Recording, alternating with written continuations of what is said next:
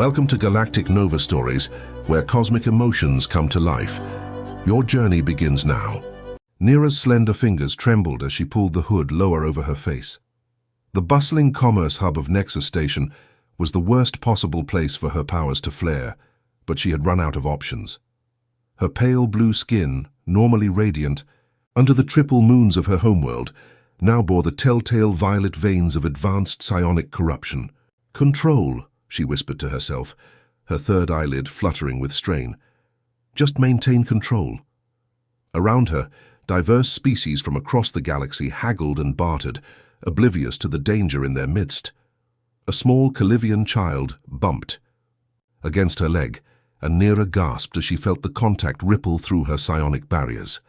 Nearby, a hovercart inexplicably lifted several inches before crashing back down, sending fruit rolling across the promenade.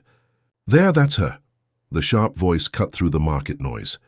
3 Catharan peacekeepers, their ceremonial armor gleaming, pushed through the crowd. Their psionic dampening rods hummed with energy, enough to neutralize an ordinary Catharan. But Neera was far from ordinary. Her bloodline was ancient, one of the 7 cursed lineages that carried both power and doom. For thousands of years, her ancestors had served as the shield-bearers of Cathar, channeling vast psionic energies to protect their world. But the price was steep. By early adulthood, their powers would consume them, turning brilliant minds into mindless vessels of destruction. Neera ran, shoving her way through the crowd. Her heart pounded as she felt her control slipping further. A nearby illumination panel exploded in a shower of sparks. Merchants screamed, scrambling away from her. The pressure building behind her eyes threatened to split her skull. She rounded a corner and collided with something solid and warm. Not a wall, a person. Neera looked up into the face of a being she recognized as human. He was tall for his kind, with weathered skin and observant eyes. "Whoa there," he said, steadying her. Then his eyes widened as he took in her condition, the violet veins now creeping up her neck, the tremors racking her frame. "You're Catharan and you're in trouble." "Please," she whispered. "I cannot control it much longer. Stay away." Instead of retreating, the human glanced over her shoulder at the approaching peacekeepers. In a single fluid motion, he pulled her into a nearby maintenance corridor. "I'm Jack," he said simply, "and you need help." "You do not understand," Neera hissed. "I am cursed." "My bloodline, shield-bearer lineage," Jack interrupted, surprising her. "I recognize the manifestation, terminal psionic buildup without intervention." A metal panel beside them crumpled inward as her control slipped again. The human didn't. "Flinch, how do you know of such things?" she demanded. "I've helped your kind before." Jack's voice was calm, his pulse steady. "Humans have certain qualities that can be useful to people like you." The peacekeepers' voices echoed down the corridor. "They will take me back to Cathar," Neera whispered. "They will place me in stasis until my mind burns out." Jack studied her for a moment, then made a decision. "My ship is docked in Bay 16. If you want another option, come with me now." Neera hesitated. Trust did not come easily to her kind. But as another wave of pain crashed through her mind, bending the metal around them, she realized she had run out of choices. "Yes," she whispered. Jack nodded once, then took her arm and guided her deeper into the station's maintenance tunnels, away from the peacekeepers and toward an uncertain sanctuary. Bay 16 housed a modest trading vessel, the Wayfarer. Not impressive by galactic standards, but well-maintained and clearly functional. Jack guided Neera up the boarding ramp with practiced efficiency. "Locks, prep for immediate departure," he called out as the airlock sealed behind them. An artificial voice responded, "Departure protocols initiated. Captain, sensors detect Catharan peacekeepers approaching the hangar bay." "Expected," Jack muttered. "Override standard clearance procedure. Emergency Protocol 7. Neera collapsed into a jump seat as the ship hummed to life around her. The psionic pressure in her mind had reached excruciating levels. Small objects around the cabin, tools, containers, a navigation tablet, began to orbit around her. "Your ship," she managed through gritted teeth. "I will damage it." Jack moved with surprising speed, retrieving a silver case from a hidden compartment. "This will help temporarily," he said, removing what appeared to be a circlet of dull grey metal. "Dampening band. Not as brutal as what the peacekeepers use, but it should take the edge off." He placed it gently on her brow. The relief was immediate. Though incomplete, the floating objects clattered back to the deck as Nira exhaled shakily. "How do you have such technology?" she asked. "Let's get airborne first." Jack slid into the pilot's seat, his hands dancing across the controls. The Wayfarer disengaged from its moorings and glided toward the bay doors. A transmission crackled through the comm. "Unidentified vessel. You are harboring a dangerous Catharan national. Power down immediately or we will be forced to disable your ship." Jack flicked the communication channel closed. "Too late for that," he murmured, engaging the main drives. The Wayfarer shot through the closing bay doors with bare meters to spare, banking hard into the starfield beyond. Once they had put sufficient distance between themselves and the station, Jack activated the autopilot and turned to Nira. "We should have about 6 hours before they can organize a proper pursuit." Nira studied him with all three of her eyes. "You still have not explained how you know of my condition, or why you would risk yourself to help me." Jack sighed, rolling up his sleeve to reveal a forearm marked with faint silvery scars. "Humans have a unique neurological structure. We evolved on a world with minimal natural psionic fields. Makes us different from most sentient species." "The dampeners," Nira whispered. This was not new information. Humans were known across the galaxy for their natural resistance to psionic manipulation.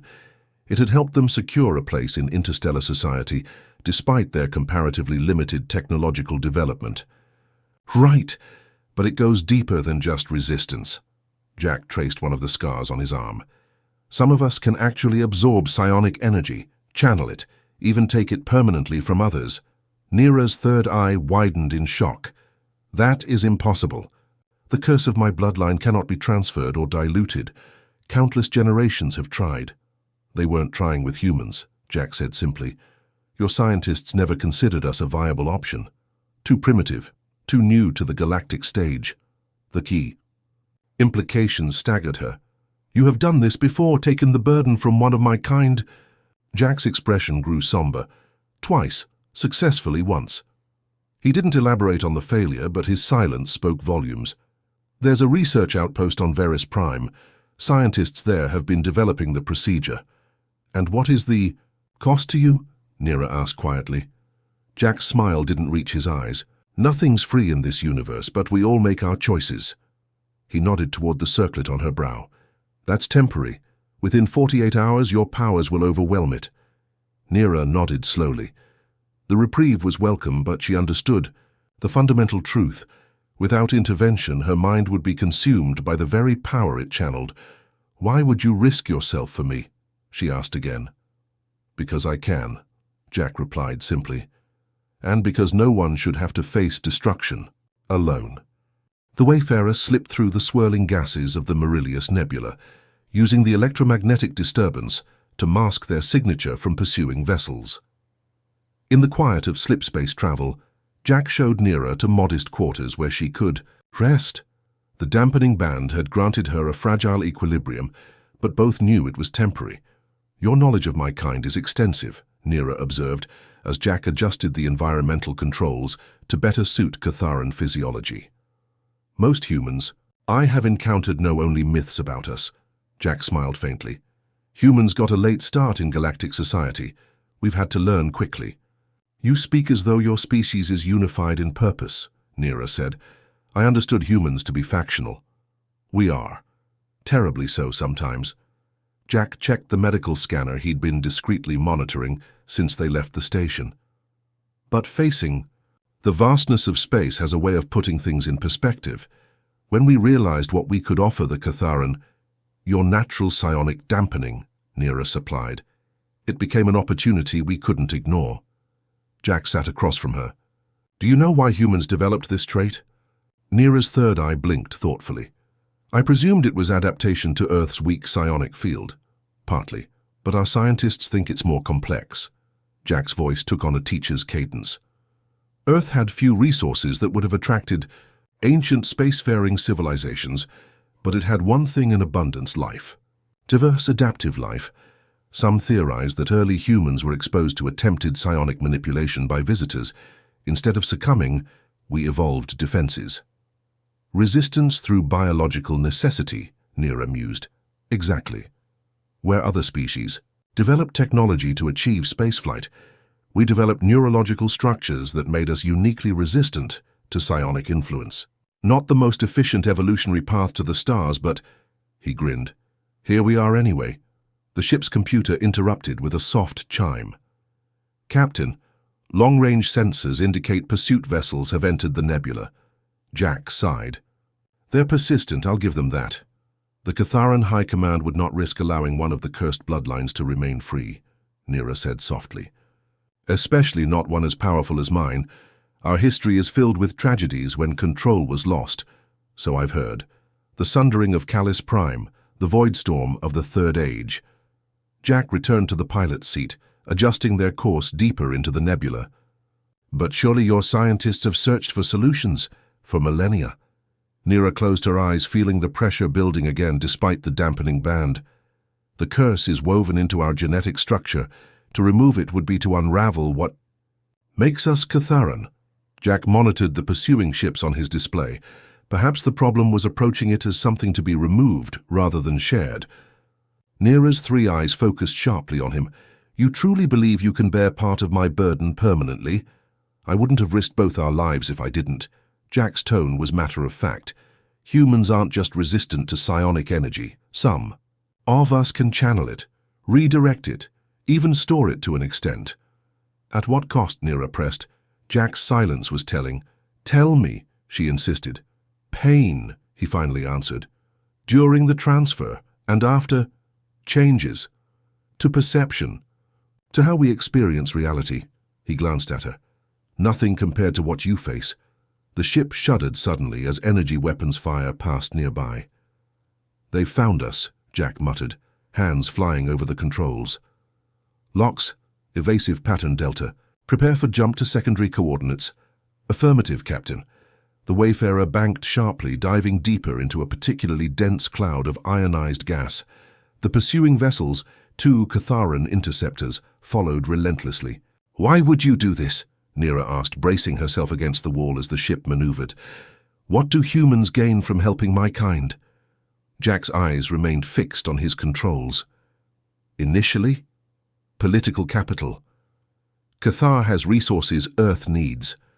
But for those of us doing the work, he paused, considering his words.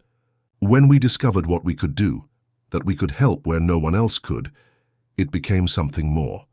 A purpose. The ship lurched as a glancing hit struck their shields. Hold on, Jack warned. This might get rough.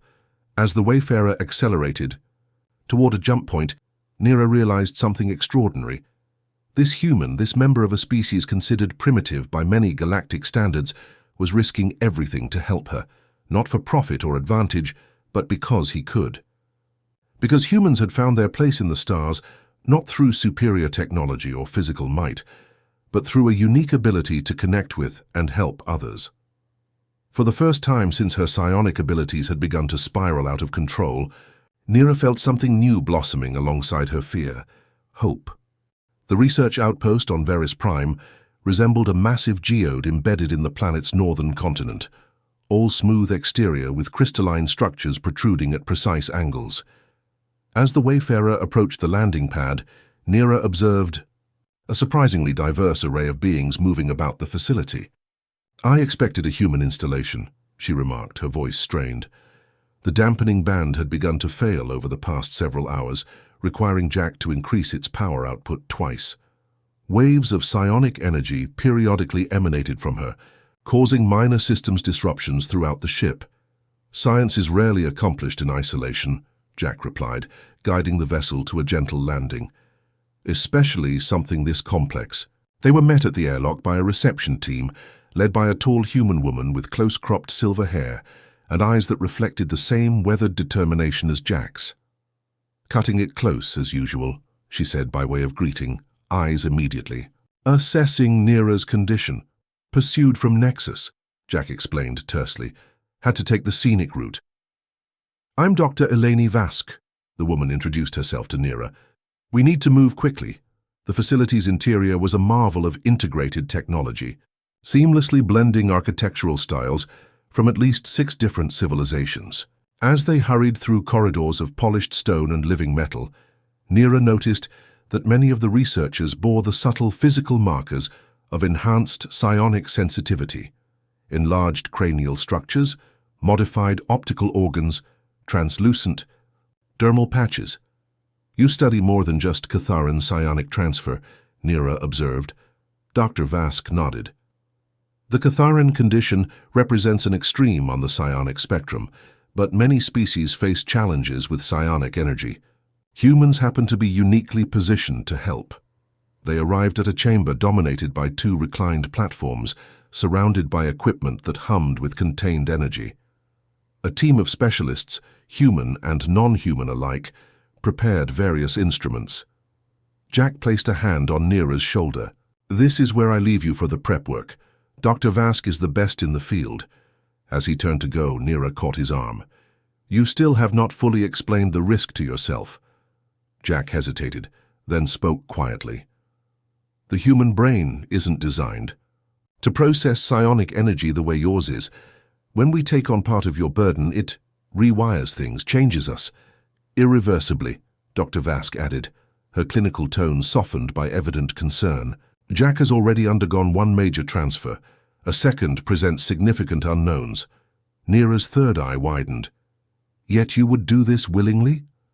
The alternative is to let you suffer a fate no sentient being should face, Jack said simply. Besides, I've grown rather fond of my rewired brain. Gives me a unique perspective. As Dr. Vask led Nira through preliminary examinations, she explained the procedure in greater detail. Human neurological structures, it seemed, had evolved not just to resist psionic energy, but to absorb and redirect it. What made Catharan's shield bearers unique was the sheer magnitude of power they channeled, far beyond what any human could safely contain. We don't take all of it, Dr. Vask clarified, just enough to bring your levels below the critical threshold. Think of it as creating a second reservoir for the energy that would otherwise overflow and consume your mind. And Jack becomes this reservoir, Nira asked, troubled by the implications. By choice, Dr. Vask emphasized. Every human volunteer here understands the risks and benefits. Hours later, prepared and positioned on one of the platforms, Nira watched as Jack entered the chamber in a simple medical gown. Their eyes met across the room, 3 eyes to 2, and she saw in his expression neither fear nor resignation, but quiet resolve. Ready? He asked, settling onto the adjacent platform. Nira felt the pressure building inside her skull, the dampening band now barely containing the surging power. I do not understand your willingness, she admitted. We are not even of the same species. My burden is not yours to bear. Jack smiled faintly as technicians attached neural interfaces to them both. That's perhaps the most human thing about us, he said. We've never been good at recognizing when something isn't our problem. As the machinery hummed to life around them, Nira realized that in this moment, she was witnessing something remarkable. Not just a medical procedure, but a demonstration of what made humans unique in the galaxy. Not their technology or their physical attributes, but their capacity to reach across the void between species and offer connection where none seemed possible. The procedure began, and with it, a bridge formed between 2 beings who had evolved on worlds separated by vast gulfs of space and time. The neural bridge activated with a subtle hum. Nira felt the familiar sensation of psionic energy coursing through her body, but this time there was something different. A channel, a path leading away from the unbearable pressure in her mind. On the adjacent platform, Jack's body tensed, his face contorting with concentrated effort.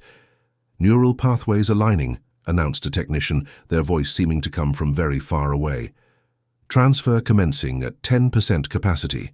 Pain lanced through Nira's skull, not the usual agony of containing too much power, but the sharp discomfort of something fundamental being rearranged. Across from her, Jack's back arched slightly, his fingers gripping the edges of the platform. 20%,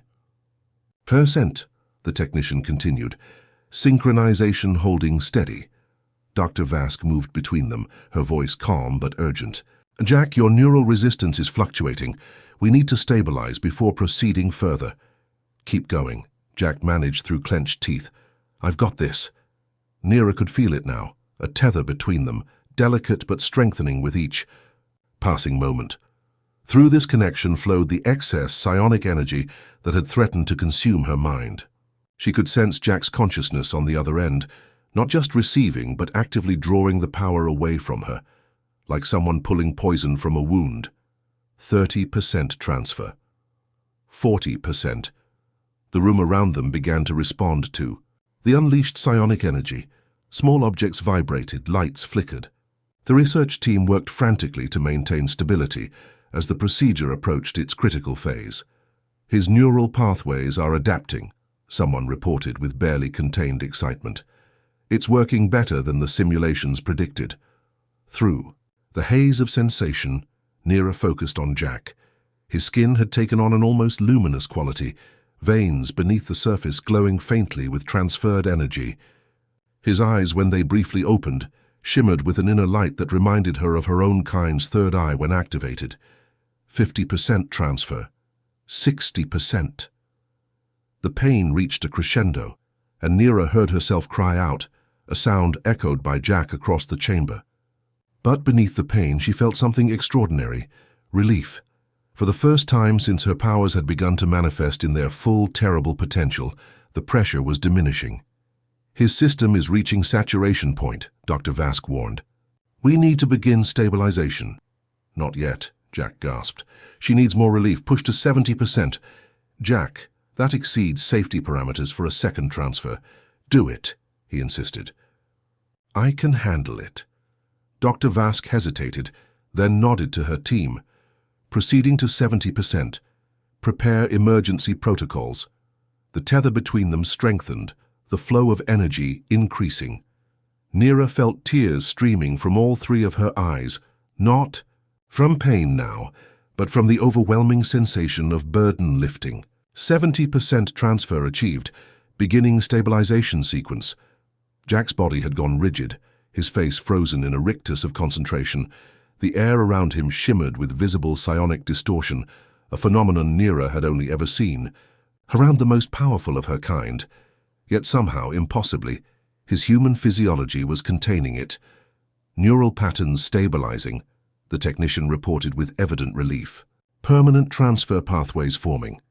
As the machinery around them began to power down, Neera felt the connection between them shift from an active transfer to a permanent link, a bridge that would allow the burden of her power to be shared between two beings instead of crushing one. The procedure complete, medical staff rushed to attend to both patients. Neera felt strangely light, almost hollow, like a vessel partially emptied. She turned her head to look at Jack and found him unconscious, his features slack, but his body still radiant with absorbed energy. Is he, she began, her voice weak. Alive, Dr. Vask assured her. His system needs time to integrate the energy. We'll monitor him closely. As they were transferred to recovery pods, Neera couldn't tear her gaze from the human who had willingly taken part of her curse. In all her studies of galactic history, she had never encountered a species who would so readily shoulder the burdens of others, not for immediate gain or advantage, but simply because they could. The Catharan had always seen humans as oddities, physically unimpressive, technologically behind, yet somehow securing their place among the stars through sheer adaptability and determination. Now she understood what truly made them remarkable. Humans had evolved not just to survive but to connect, even when that connection came at great personal cost. As consciousness faded, Neera wondered what kind of species evolution had produced that would walk willingly into another's pain and find purpose in easing it. Neera woke to the soft hum of medical equipment and the unfamiliar sensation of mental clarity. For the first time in years, her thoughts weren't fighting against the crushing pressure of excess psionic energy. She raised a hand, observing how The violet veins that had spread across her skin had receded to thin traceries along her major blood vessels. The physical manifestations should continue to fade, Dr. Vask said, approaching her bedside. Your body is adjusting to the new equilibrium. Jack, Nira said immediately. How is he? Dr. Vask's expression tightened slightly. Stable, but unconscious. His mind is reorganizing itself to accommodate what he's taken from you. I wish to see him, Nira said, attempting to rise. You need rest, please. There was no mistaking the steel in her voice, despite her weakened state. Dr. Vask hesitated, then nodded. Briefly. Jack lay in a specialized medical chamber across the recovery ward. Various monitors displayed his neural activity, patterns. Unlike anything Nira had seen before, neither fully human nor Catharan, but something new. His skin still bore a faint luminescence, and occasionally small objects near his bed would shift position without being touched. He manifests psionic abilities now, Nira observed, moving carefully to his bedside. Yes, Dr. Vask confirmed, though differently than your kind, more integrated with his existing neurological structure. We've seen this in previous successful transfers, though never at this magnitude. Nira placed her hand near his, not quite touching. He knew this would happen, that he would be changed. It was his choice, Dr. Vask said quietly. Jack has always believed that humanity's purpose among the stars isn't to conquer or compete, but to connect, to help in ways unique to our species. An unusual philosophy for a species so young in galactic terms. Perhaps that's why he holds it. Youth has its advantages, fewer preconceptions about what's possible or proper. A subtle alarm sounded from one of the monitoring stations, drawing Dr. Vask away. Nira remained by Jack's side, studying the human who had altered himself irrevocably for her sake. I do not know if you can hear me, she said softly, but I owe you a debt I cannot repay. My people would never have asked this sacrifice of yours. We would never have imagined it possible. Jack remained still, but the monitors showed a slight change in his neural patterns as she spoke. Perhaps that is the difference, she continued. Catharans have lived with our limitations for so long, we ceased questioning them. Your kind sees barriers and immediately looks for ways through, around, or over them. A commotion at the entrance to the medical ward interrupted her thoughts. Dr. Vask returned, her expression grave. We have a problem. Catharan enforcement vessels have entered orbit. They're demanding we surrender you to their custody. Nira felt a cold dread settle in her stomach. How did they find us? Unknown, but they're threatening military action if we don't comply. Dr. Vask looked torn. This facility isn't equipped for defense. Then I must go with them, Nira said. I will not endanger everyone here. That's not an option, Dr. Vask replied firmly. The neural link between you and Jack is still stabilizing. Separation beyond certain distances could have catastrophic consequences for both of you. The dread deepened. Then I have doomed him twice over. We're attempting diplomatic solutions, Dr. Vask assured her. The facility director is in communication with the Catharan commander. Hours passed in tense waiting. Nira remained by Jack's bedside, watching for any sign of consciousness. Outside, she could sense the Catharan vessels in orbit. 3 warships, according to the facility's sensors, a disproportionate show of force for capturing one rogue shield-bearer. When the doors to the medical ward finally opened again, it was not Dr. Vask who entered, but 4 Catharan peacekeepers in full ceremonial armor, led by a shield commander whose insignia marked him as a member of the High Council. Subject, Nira Calris, the commander intoned formally. By authority of the Shield Council, you are ordered to surrender yourself for protective custody and return to Cathar. Nira stood, placing herself between them and Jack's bed. Commander Tervik, I should have expected the Council would send you personally. The commander's third eye narrowed, focusing on her with psionic scrutiny. Your power signature has been altered. His gaze shifted to Jack's unconscious form.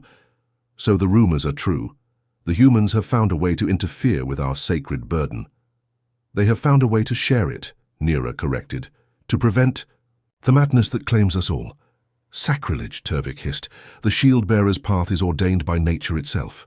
The power we bear protects our people, Until it destroys us, Nira countered. How many of our kind have you personally escorted to the stasis chambers?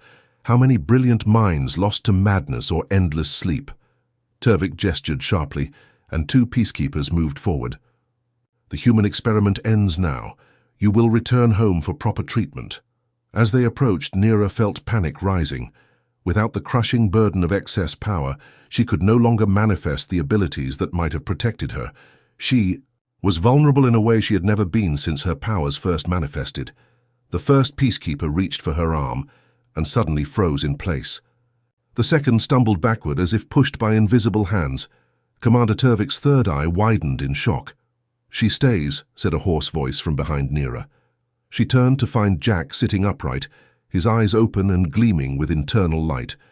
The objects around his bed hovered several inches above their surfaces, rotating slowly in defiance of gravity. "Jack," she breathed. He offered her a weak smile before returning his attention to the stunned Catharans. "I believe," he said carefully, "we have some things to discuss." The standoff in the medical ward crackled with tension. Commander Turvik's third eye pulsed with barely contained power as he assessed Jack, who remained seated on the edge of his bed, visibly weakened but emanating psionic energy in a manner no human should have been capable of. "What have you done to yourself, human?" Turvik demanded, his voice a mixture of revulsion and fascination. "Adapted," Jack replied simply. The hovering objects around him settled gently back into place as he conserved his strength. "It's what we do best." Dr. Vask had entered behind. The Catharan delegation, accompanied by the facility director, a tall, willowy being of Altarian origin. "This is a research installation protected by 6 different interstellar treaties," the director stated calmly. "Your jurisdiction here is questionable at best, Commander." "The shield-bearer bloodlines are Catharan's sovereign concerns," Turvik countered. "No treaty supersedes our right to protect our genetic heritage." "Interesting perspective," Jack said, rising slowly to his feet with Nira's assistance. "Especially since your protection consists of imprisonment until death." Turvik's attention returned to Jack, his third eye narrowing. "You cannot possibly understand the burden of the shield-bearer lineages. The powers they contain have protected Cathar for millennia, at the cost of sacrificing your most gifted individuals," Jack responded. "I understand more than you think." He tapped his temple. "I'm carrying part of that burden now." For the first time, uncertainty flickered across Turvik's features. "Impossible. The power cannot be transferred or divided." "Perhaps your scientists never found the right medium," Dr. Vask suggested. "Human neurological structures interact with psionic energy in ways fundamentally different from Catharan physiology." Nira stepped forward. "Commander, observe my condition. The terminal progression has halted. The madness that claims all shield-bearers need not be inevitable." Turvik's 3 eyes focused on her intently, his psionic senses probing. What he discovered clearly disturbed him. His rigid posture faltered slightly. "How many generations of shield-bearers have we lost?" Nira pressed. "How many times has the knowledge and wisdom of our most powerful psionics been extinguished just as they reached their prime? We call it the curse of the bloodlines, yet we've accepted it as immutable fate." "The Shield Council maintains the ancient ways for reason," Turvik insisted, though with less conviction. Jack moved to stand beside Nira, their shoulders nearly touching. "Sometimes the oldest problems need the newest perspectives," he said. "Humans might be newcomers to galactic society, but that gives us the advantage of fresh eyes." "Show him," Nira urged softly. Jack nodded, then extended his hand toward Turvik, palm upward. A small sphere of psionic energy formed above his palm, not the raw, destructive power that characterized Catharan abilities at their most unstable, but a contained, structured manifestation that pulsed with ordered complexity. "Impossible," one of the peacekeepers whispered. "The human mind processes psionic energy differently," Dr. Vask explained. "Where Catharan neural pathways channel raw power, human structures tend to organize and pattern it, less powerful in absolute terms, but more stable." Turvik stared at the demonstration, his third eye dilating to fully absorb what he was witnessing. "You claim this sharing could save shield-bearers from their fate?" We've conducted 7 successful transfers, the facility director said. Nira's case represents our most advanced success, a bearer at the threshold of terminal progression, now stabilized. And what happens to the humans who take this burden?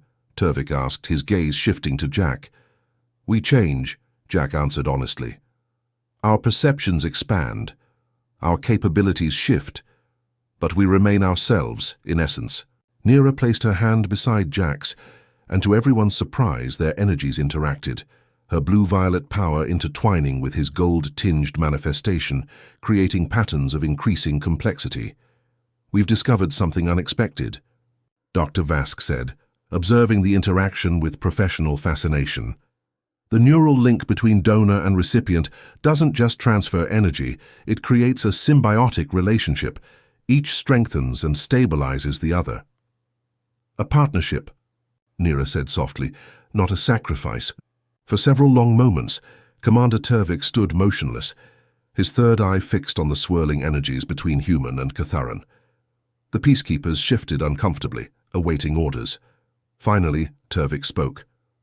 The Shield Council must be informed. Of these developments, they must be verified by our own scientists. Of course, the facility director agreed. We welcome collaboration. But Nira and Jack must remain together while their bond stabilizes.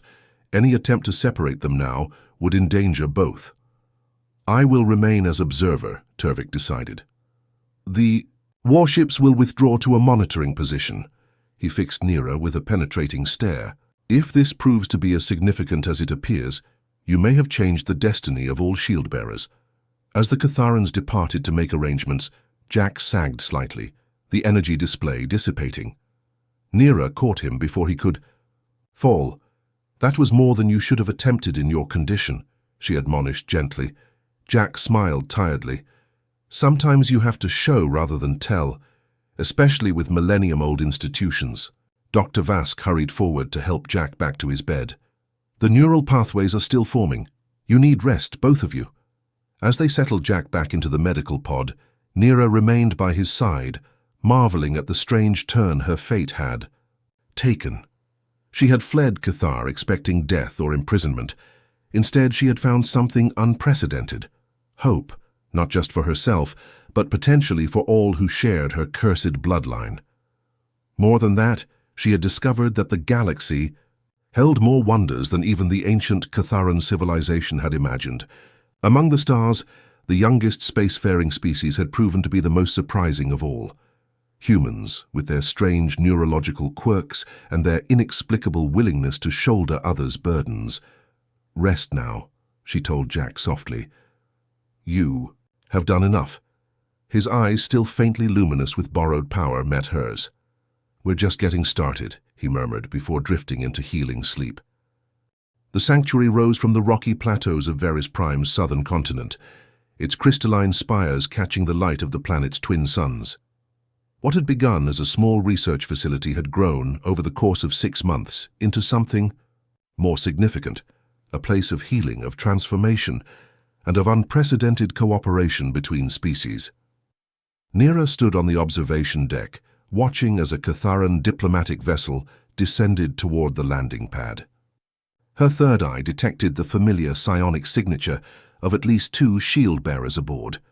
Young ones, their powers only beginning to manifest. The 4th delegation this month, Jack observed, joining her at the viewport. The Shield Council is sending them more frequently now. Nira nodded. After 10 successful transfers, even the most conservative elements can no longer deny the evidence.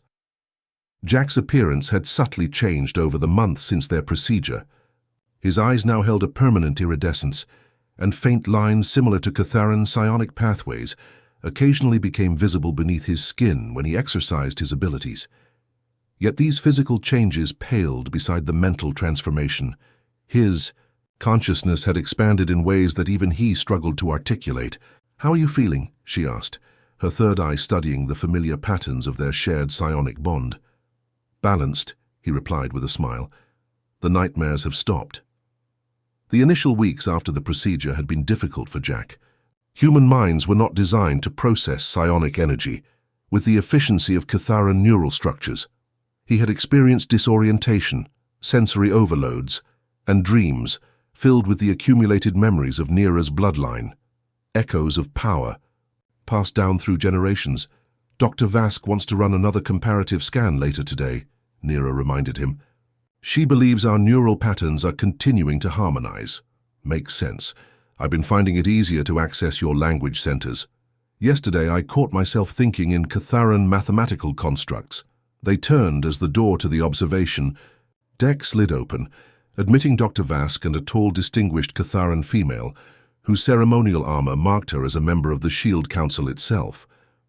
Councillor Merath, Nira said, inclining her head in the traditional gesture of respect. You honor us with your presence. The honor is mine, shield-bearer Nira, the councillor replied, her third eye taking in both Nira and Jack with evident curiosity. Your discovery has sent ripples through our entire society. Not my discovery, Nira corrected. I merely had the good fortune to find those who offered a new perspective. The councillor's attention shifted to Jack. And you are the human who first bore her burden. The first to prove it could be done, Jack shook his head. Not the first. Just the first success widely documented. Others tried before me. Some didn't survive the attempt. Merath's expression softened. Yet you attempted it, despite knowing the risks. It seemed worth the gamble, Jack said simply. They walked together, toward the central chamber of the facility, where new human volunteers were being assessed for compatibility with Catharan shield-bearers. The process had been refined significantly since Jack and Nira's pioneering procedure. Neural mapping now allowed for more precise matching of donor and recipient, reducing risks and improving outcomes. 23 pairs successfully bonded, Dr. Vask reported as they observed the preparations. Each transfer becomes more efficient as we refine the protocols. And the humans? Councillor Merath asked. They willingly accept these permanent changes to their physiology, their consciousness? We do, answered a young human woman preparing for her own procedure. Many of us see it as the ultimate form of cultural exchange. We gain perspective and abilities no human has ever experienced before. While we gain freedom from our curse, added her Catharan counterpart, a young male whose violet veins had only begun to spread across his azure skin. Nira watched the interaction with satisfaction. What had begun as her desperate flight from fate had evolved into something revolutionary, a symbiotic relationship between species that transcended mere diplomatic alliance. The Shield Council has reconvened the ancient observatory, Merath informed them as they continued their tour. For the first time in 7 generations, we are training shield-bearers not for controlled burnout, but for extended service. That will change Catharan society profoundly, Nira observed. As it should, Merath replied. We maintained our traditions, out of necessity, believing the curse immutable. Now we face the humbling realization that we simply lacked imagination. Later, as the twin suns of Veris Prime set behind the distant mountains, Jack and Nira stood in the garden that had been planted at the center of the sanctuary. Plants from both Earth and Cathar grew side by side, an ongoing experiment in botanical integration that mirrored the work happening throughout the facility. Did you ever imagine this outcome when you pulled me into that maintenance corridor? Nira asked. Jack laughed softly. Not specifically, but I've learned that when species truly collaborate, the results usually exceed anyone's expectations. Nira's third eye focused on the psionic patterns that now permanently connected them, human and Catharan, linked not by technology or treaty, but by shared consciousness and purpose. My people believed for thousands of years that our greatest burden was ours alone to bear, she said thoughtfully.